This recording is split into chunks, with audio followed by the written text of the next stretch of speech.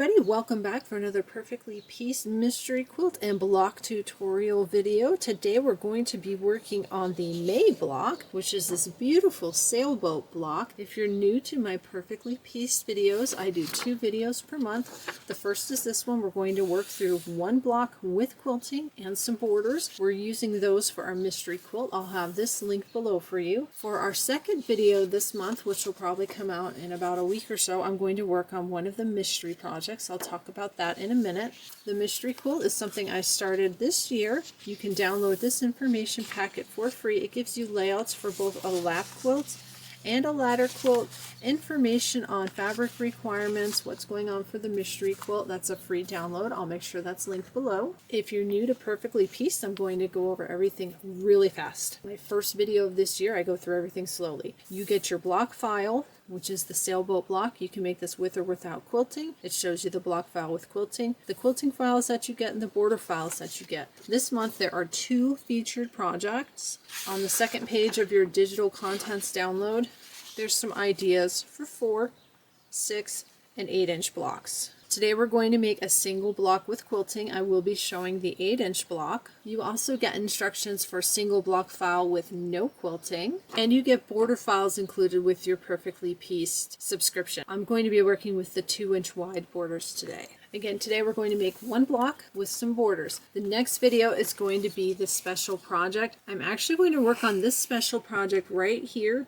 I'm going to change it up just a little bit. Instead of making this a framed piece, we're going to make this into a mini quilt. I'm going to show you how to add some ties so you can tie it and hang it up in case you've got a quilt hanger, and I'm going to do something special with the binding. Make sure to subscribe to my channel. You can click the bell for notifications. That way you won't miss when this video is posted. Let's get started on our block. My year-long mystery quilt project, I'm working with Lori Holt's Gentler Times fabric line, Kona Bone Solid for my borders. I have Missouri Star Quilt Company's 80/20 cotton poly batting. Nothing has any fusible. Everything got a spray of this faultless heavy finish. I spray the fabric, let it dry, and then iron it, so everything is starched but no fusible. Today's color I'm going to use that goes with my fabric is this nice dark teal color. This is a sim thread. It has the S in front of the number. For your stabilizer, if you've got Kimberbell light mesh cutaway, that's perfect. I'm using my large hoop today, which I have to use to make the bigger block.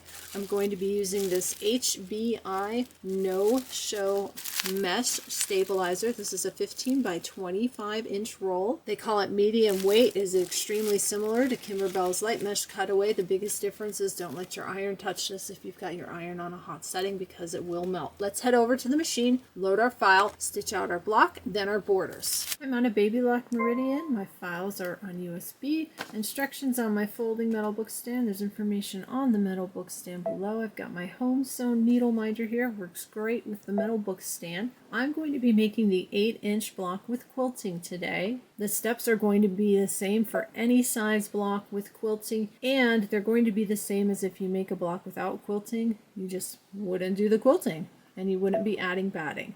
Let's go ahead and get that set. We're ready to go.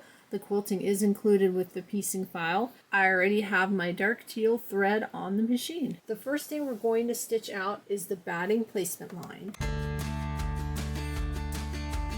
We want to place our batting over the placement line. I have a 9-inch square because I'm making an 8-inch block. The instructions do give you measurements for the batting as well as all the measurements you need to cut your fabric. We're going to stitch out the batting tack down. You want to trim away everything that's outside the tack down line. I like to use the double curve applique scissors. I'll go ahead and link these below. I'm also using Kimberbell paper tape today, and I seem to always forget to show my needle. I'm still working with this needle. If you've been watching my videos, I've had this needle on my machine for a while. It's a Schmetz Super Non-Stick 8012 needle. Working great. You could also use a regular needle. These are the Schmetz 7511 embroidery needles. I use both of those. I've got that trimmed. If you ever accidentally cut your stabilizer, put a piece of paper tape on the back, rub it on, you're fine, you're good to go. If you accidentally cut some of the thread, which I think I actually did somewhere as I was trimming, don't worry about it. We're putting fabric over it to complete our block. The next thing we're going to stitch out is the piecing template. You stitch that out right over your batting. We're going to start with piece number 1. Goes right here. This piece has to go right side up. You want to make sure it completely covers the lines, and then we're going to stitch the trimming and placement line. It's going to go right here. Once that's stitched out, you have to trim away this little piece right here on top of the trimming and placement line. Once that's trimmed, grab your piece 2 fabric. It's a rectangle. We're going to lay it right side down, long ways this way, and you want to center this edge along that trimming and placement line that just stitched out. You can add a piece of tape if you like. I'm going to go ahead and add one right here. I try to avoid putting tape on the batting when you pull it up. Sometimes it pulls up some of the batting, but sometimes you have to do that. We're ready, and we're going to stitch the seam. The seam has stitched. I'm going to remove the tape, and I'm going to flip this up and press it with a little clover seam roller. You can certainly take this over to your iron. I will take it to my iron and press it at the iron before we do our quilting, but in between, this does a really good job. I'm going to slide this back onto my machine, and we're going to stitch the next trimming and placement line. You want to trim away this fabric here and here. Next is piece number 3, and you're going to place that right side down, center along that line we just stitched out. That's our trimming and placement line. Looks good. If you want, add a piece of tape. I'm going to add it over here to the side. We're going to stitch the seam. Once the seam has stitched, if you've got tape on it, like I do, we're going to remove the tape, flip and press. I am using the seam roller, and I'm making sure to roll on the bed of my machine. You don't want to roll anything or press off the machine. You always want to make sure your project is supported. If you want, you can take this to your iron and press. This is laying really nice and flat. We're going to stitch out our next trimming and placement line. Go ahead and trim away this part of the fabric. You want to grab your piece 4 fabric, or if you're using something like embroidery leather, the new wood grain embroidery leather that Kimbermill makes will look really good for this as the boat bottom. I'm going to center it along that line that just stitched out. I'm going to add a piece of tape, and we're going to stitch the seam. Same thing, remove your tape, flip and press, and then we're going to stitch out the next trimming and placement line. You want to trim away this part of the fabric. Now my background fabric that I'm going to be using is kind of a cream fabric with a print, so I did not add fusible onto the back. If you're using a really light colored fabric and you don't want anything else to show through as you're piecing your block, you'd want to add fusible to the back of that. You can use Kimbermill's fusible backing or something like Pellon SF101. I've got that trimmed. I'm going to go ahead and grab my piece 5. We're going to place that right side down, centered along that line. I'm going to add a piece of tape and stitch the seam. Then before I flip and press it, I'm going to check underneath, like right here. And I want to get rid of any dark threads. We don't want that to show when we flip and press. We're ready to stitch our seam. Go ahead and take the tape off, flip and press. Now this piece happens to land over here on the side on the stabilizer, so I can add a piece of tape to that and leave it there until we're done working on this block. This piece over here is exactly like this piece. So go ahead and stitch your trimming and placement, trim off the extra, and then we'll place piece number 6 and stitch the seam. That's all stitched out. I'm going to do the same thing. Take off my tape, flip, press, make sure there's no dark threads underneath, and then add a piece of tape and stick it over on the stabilizer. Then we're going to stitch out our next trimming and placement line.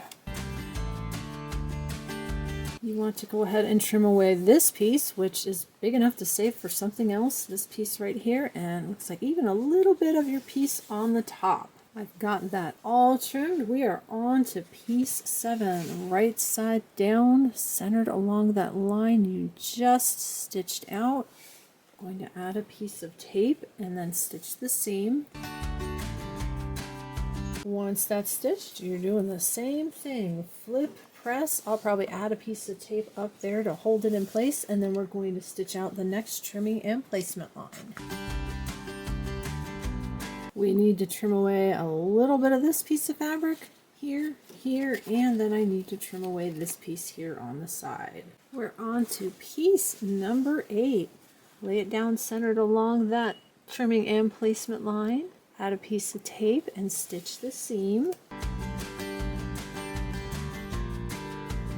All stitched out, take that tape off, flip and press. I'll tape it off to the side. We only have 2 more pieces to go. I'm going to stitch out the next trimming and placement line. That one is going to be up here along the top.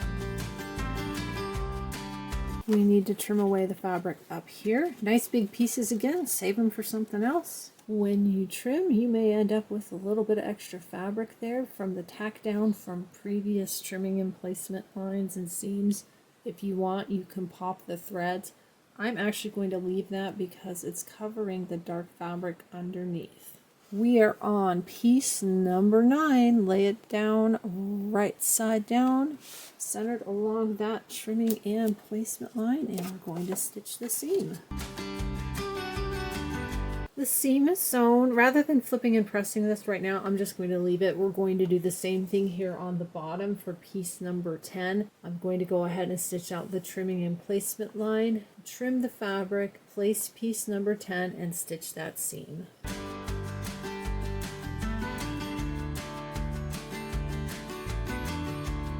Those are all of our pieces. What I'm going to do now is get off all of the tape and take this over to my ironing board and give it a good press. The next thing that's going to stitch out is a trimming line, which is going to go around the entire block, so I want to make sure this is nice and flat.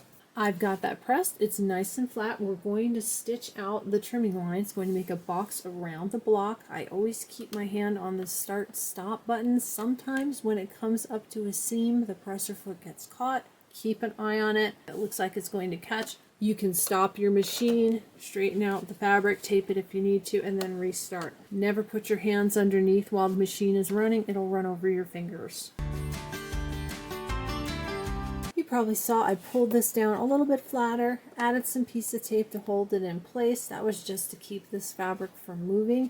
Everything looks great. We're going to stitch out the background quilting, and it looks like they've divided this into a couple of colors, which I didn't realize, but it's good because it gives you some options. The first part of the quilting is the waves. So I'm going to stitch that out in the teal, and then the top part actually stitches out in another color. I may change that to a neutral to match the background. Let's stitch out the waves.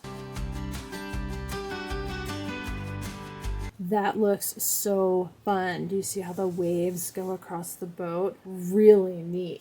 For the next part of the quilting, I'm actually going to change away from the dark teal. I have a spool of Glide Pearl. It looks like it'll blend really well with this fabric. I'm going to use that for the star, and then there's some wavy stripes.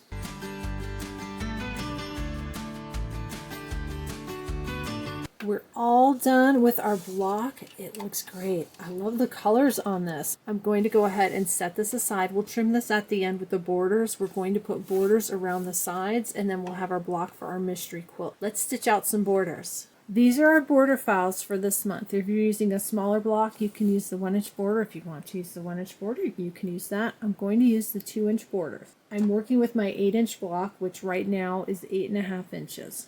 When you look at the file sizes for these, 2x10, 2x12, 2x4, the 2x10 is 9.45 inches long. So I'm going to stitch out 2 of these. They're going to go on the sides of my block.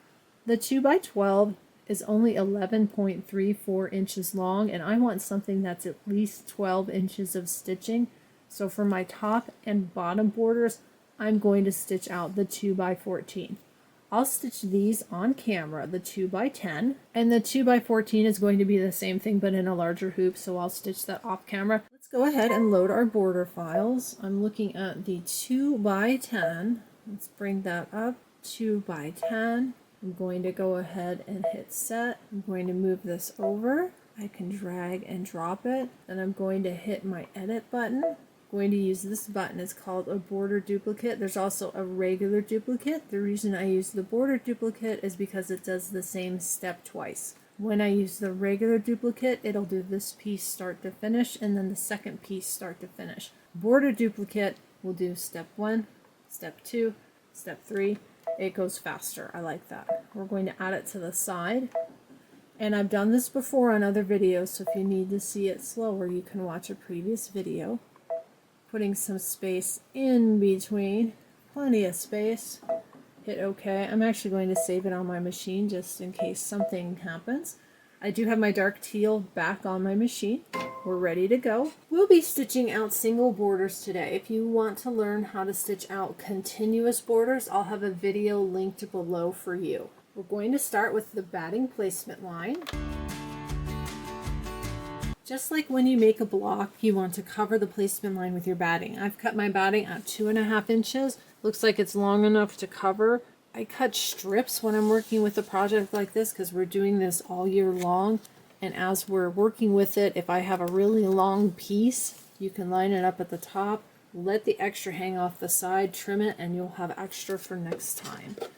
Once I've got these taped into place, we're going to stitch the tack down line, and then you'll trim the batting that's outside of the tack down line. My batting is trimmed. The next thing we're going to stitch out is the fabric placement line. If you're using a neutral thread that blends into your stabilizer, I'm going to highly recommend that for this step you switch to a visible thread. The reason is the fabric placement line is the exact width you need to trim your strip. It's easier to see it from the back. I have used a neutral thread before. It took me a while to figure this out, and then I would mark up the thread because it would be easier to see. But if you have a visible thread, when you go to trim your borders, it's really easy to trim, and then you can always switch your thread back. If you're not sure you want to do that, you can watch the rest and see what I'm talking about when we trim our borders. Let's stitch out the fabric placement line. The next thing we want to do is place our border fabric over the placement line. I've cut mine at 3 inches. I believe the instructions recommend 2.5 inches. I like to have a little bit extra to work with. When you stitch the fabric tack down line, it actually stitches between the batting tack down and the fabric placement. So this line you'll see from the front, but it's not the right trim measurement, and I'll show you at the end when we trim. You can see my fabric is longer than I need, but we're going to tack it down and trim it. It doesn't matter. I'm going to go ahead and get my next piece of fabric, and we'll stitch out the fabric tack down lines. The fabric is tacked down. The next step is to stitch out the quilting. Now if you're stitching continuous borders, you'll have a piece like this that's really long. You want to keep it like that because you're going to do the first part and then move your fabric up. Again, I'll link a video below for you for that. But for me, I know I don't need this piece. I'm going to go ahead and trim this off and trim this piece off, and I can set them aside and use them next time for some borders. I'm going to go ahead and stitch out the quilting. These are all stitched out. I'm going to stitch out the 2 longer borders for the top and the bottom off camera. Let's go put our block together. I've got all my pieces here, my 2 short borders, my 2 longer borders, and my block. All I've done so far is trim away the excess stabilizer. I've got my rotating cutting mat here. We're going to trim our quilt block. I'm going to use my orange pop ruler. The biggest square ruler is the 8.5 inch square. We can use that to trim our block today. If you've never used the orange pop rulers before, you trim on the inside. You line up that trimming line inside your ruler. I'm going to go ahead and grab my little clip tin. I use it as kind of a paperweight. Be careful with your hands because you're going to trim from here all the way up to the top into the notches. Right-handed people are trimming over here. Left-handed, you would trim over here, and I'm standing over here. So it's top and bottom for you, and it's right and left for me. When you put your blade into the notch here, move it as far over as possible. There's a little bit of wiggle room. You want it all the way over to the side. Make sure your fingers are out of the way. Go ahead and trim. I like to put my blade down so I don't accidentally cut my finger. Rotate, put my hand back down, hold the ruler, move my little paperweight there, and then go ahead and trim the rest of the sides. I've got my block trimmed. Let's have a look. Very nice. What a fun block. I'm going to set this aside. Let's trim our borders. I've got my short borders here. Let me show you what I was talking about with that fabric placement line and the fabric tack down. These are going to trim to 2.5 inches, 2 inches finished. This is your fabric tack down. This is a 2.5 inch wide ruler. You see if I lay that down here, it does not lie even. That's because these are 2.25 inches apart. So if you want to trim from the front, don't trim on the fabric tack down. You have to actually add 1/8 of an inch on each side. When you turn it to the back, you can see all the lines. Here's the fabric placement line on the outside. Here's my 2.5 inch ruler. Look at that. It's 2.5 inches apart. It's going to be the same for the 1 inch finished borders. That outside line that you can only see from the back will be 1.5 inches apart on the 1 inch finished borders. That's why I like to use a visible thread for that fabric placement line. If you didn't use a visible thread, as long as you can see it, it's easy enough to trim from the back. But something I've done before is use the Kimberbell water-soluble pen. This one came from one of the punch needle kits. There's also water-soluble pens, and with your clear blue tile, they're white, but it's the same pen. And you can mark your line if you can't see it, and that'll help you see it, and then you can trim from the back, which makes it really easy. I'm going to grab my rotating cutting mat again, and I'll link the rotating cutting mats below. Kimberbell has a square one. It works better with the orange pop rulers. I've had this omnigrid one for quite some time. You want to line your ruler up on the back with the fabric placement lines. If you don't have a 2.5 inch wide ruler, just any ruler, line it up with that. If you're really confident in your cutting, you can just cut right along that line. I'm going to go ahead and line that up. And I'll be honest with you, I say this every time, even though I spend time lining it up, they usually come out a little bit crooked, but that's okay. They always look good when they're put into the quilt. Blade down. I'm just going to keep my hand on this as I move this around. Trim the other side. And then I'm not going to trim the top and the bottom because we're going to be attaching those to the quilt, and I'll show you that in a moment. There's my first border. I'm going to set this aside. I'll trim the rest of these off camera, and then we'll put our block together. I've got my block and all my borders trimmed. These borders are directional. You see how the stars are joined right here and they point up. I want to get my shorter borders, and I'm putting them on the side. I want my stars pointing out, and you can see no matter how I sew these on, I'm going to lose part of a star. I'm going to find the center of my block right there. I'm going to put it on this line on my mat. There's the center of my block. I know the center of my border is right here. I'm going to center that on that line. I'll add a couple clips, and then I'm going to put this together on my sewing machine, just using a regular 1/4 inch seam. We'll do the side borders first, and then we'll trim the extra off the top and the bottom, and then we'll put on our top and bottom borders. I want to make sure I've got this straight.